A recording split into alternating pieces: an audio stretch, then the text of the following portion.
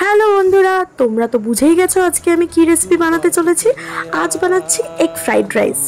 প্রথমে ক্যাপসিকাম, গাজর আর বিনস ছোট ছোট করে কেটে তেলের মধ্যে ভেজে নেব। একদম হালকা করে ভেজে নেব। সবজিগুলোকে হালকা করে ভাজার পর আমি দুটো ডিমও তেলের মধ্যে ভেজে নেব। ফ্রাইড রাইসের কোয়ান্টিটি অনুযায়ী ডিমটা ভাজতে হবে। আমি দুটো ডিম ভেজেছিলাম, তোমাদের যদি তিনটে লাগে তোমরা তিনটে ডিম ভাজতে পারো।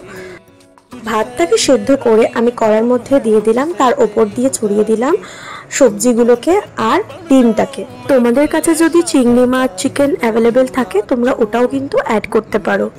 ডিম সবজিগুলো দেওয়ার পর আমি একটুখানি সোয়া সস দিয়ে দেবো আর ওপর থেকে একটুখানি গোলমরিচও ছড়িয়ে দেবো, একটুখানি স্পাইসি ফ্লেভারটা আনার জন্য। তারপরে ভালো করে নাড়াচাড়া করে নেবো, জিনিসটাকে মিশিয়ে নেবো ভালো করে। তারপরে গরম গরম প্লেটে সার্ভ করব এগ ফ্রাইড রাইস সঙ্গে চিলি চিকেন।